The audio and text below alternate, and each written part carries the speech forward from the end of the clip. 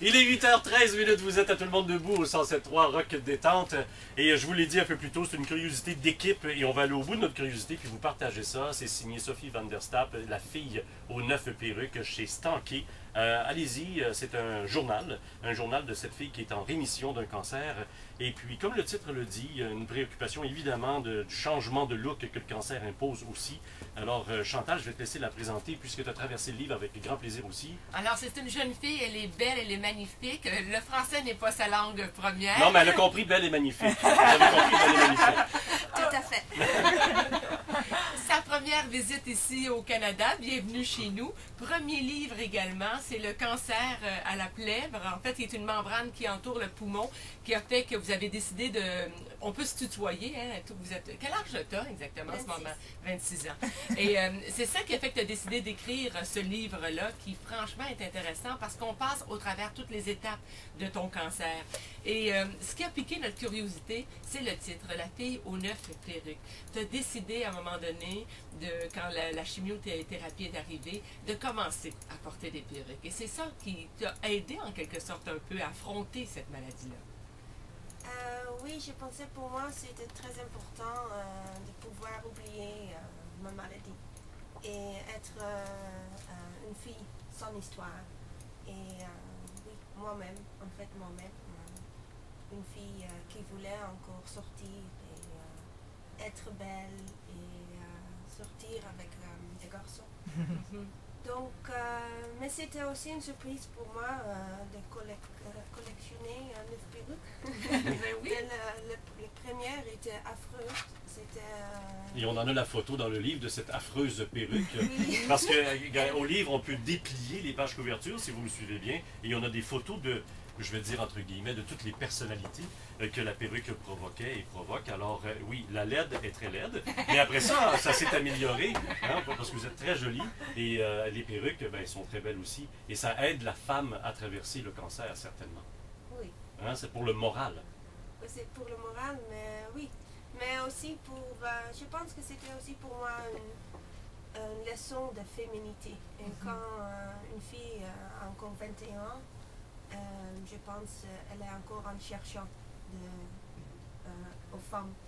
Ce qui est intéressant, c'est qu'à chaque fois que tu fais l'achat d'une perruque, tu lui donnes un nom à cette perruque-là. Tu deviens, en quelque sorte, je ne veux pas dire un personnage parce que c'est toi encore. Mais on se retrouve avec Blondie, Daisy, Sue qui est rousse, Stella qui est châtaine, Platine qui est blonde platine, Lydia qui est brune.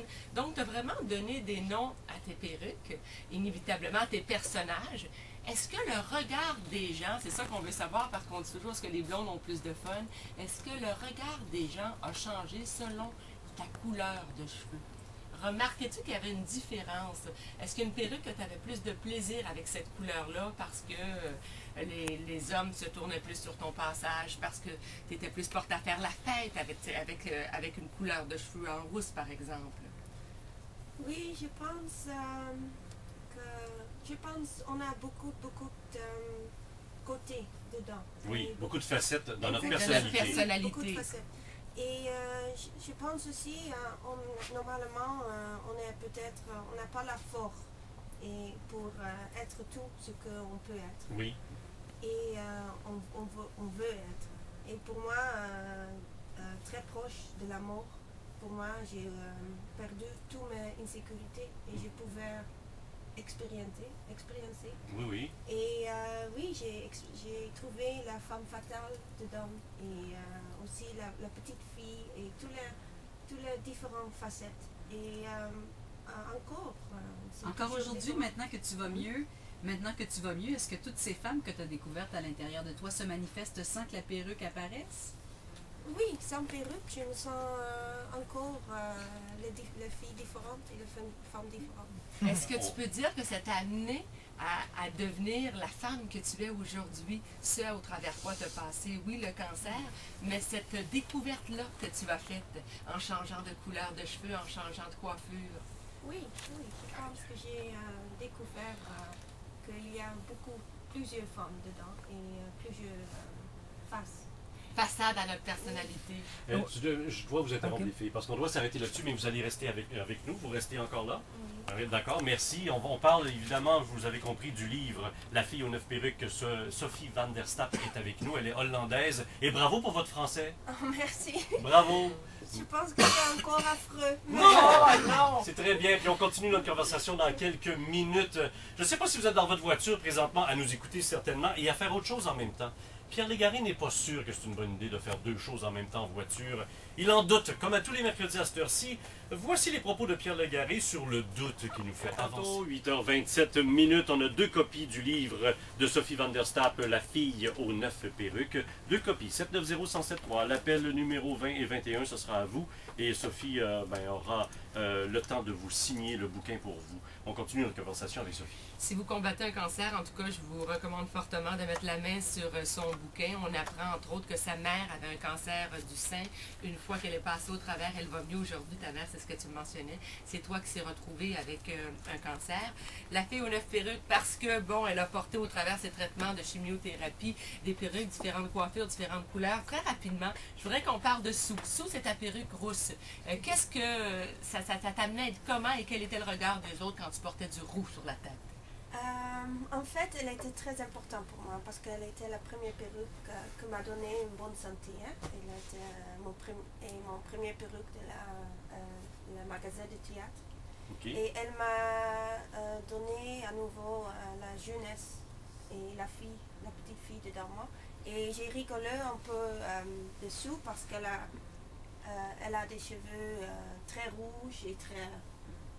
C'est flamboyant, c'est très, oui. Donc, elle avait toujours les bons cheveux sur la tête et toujours l'attention dans le café. Ah oui, donc, ah oui. les rousses attirent plus l'attention que les blondes? Pas plus, non. La blonde, il va le mieux. C'est vrai ce qu'on dit.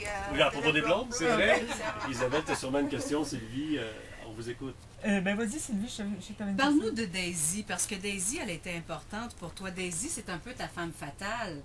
Hein, cette perruque-là, moi, ce qui m'a fait rire dans le livre, c'est qu'elle les apporte avec elle dans sa valise, et puis elle dit « Oh, j'ai Pam, Daisy et compagnie avec moi. » Alors, parle-nous de Daisy. Daisy, pour moi, c'était aussi une jeune fille, comme une Barbie. Moi, j'ai toujours joué beaucoup avec Barbie, comme jeu. Et elle m'a donné une tête avec des cheveux vraiment grands et vraiment comme Barbie, comme un rêve. Et je rappelle la sortie des cheveux sur mon dos. Et les cheveux qui bougent beaucoup. Et quand on bouge la tête, tous les cheveux viennent aussi. Et c'était vraiment une girly feeling. Oui, oui, ça fait aussi Hollywood un peu. Hein? Oui. Wow! Isabelle. Est-ce que tu as gardé les 9 perruques aujourd'hui et où elles sont dans ton appartement? Ils sont dans une petite cour chez moi, dans Ok. une petite boîte. OK. Oui. Et en fait, j'ai 18 maintenant. Ah oui. Alors, tu y as pris goût maintenant? Oui. Est-ce que même maintenant que tu as des cheveux sur la tête, tu portes encore des perruques? Encore, mais ce n'est pas plus très agréable. So, maintenant, je ne peux que porter les cheveux qui sont très synthétiques, comme Platina ou Ok. les perruques que j'ai achetées à Hong Kong. Ils ne Ok. sont que 10-20 € et il va très bon. OK. Alors, souvenez-vous qu'on vous a parlé de La fille aux 9 perruques avec l'auteur Sophie van der Stapp et de passage à Montréal. Il y a 12 pays qui ont eu ce livre-là. C'est un succès, mais très, très solide. Ça va peut-être devenir un film un jour et bientôt, je te le souhaite. Il y a la suite de ce livre-là. Sophie est auteure, elle a écrit un roman aussi. Sophie, un grand merci de ta visite. Merci beaucoup. Merci beaucoup. Et pour une Hollandaise, tu t'exprimes très bien en français. Un petit mot peut-être Oui. en hollandais, ça Dis- sonne quoi? Dis-nous Oui. un petit bonjour. Dis aux auditeurs de passer une belle journée, s'il te plaît, en hollandais. Ik wens jullie allen een hele fijne dag en ik hoop dat jullie genoten hebben van de uitzending. C'est Ben comme oui. a dit. On revient avec les nouvelles.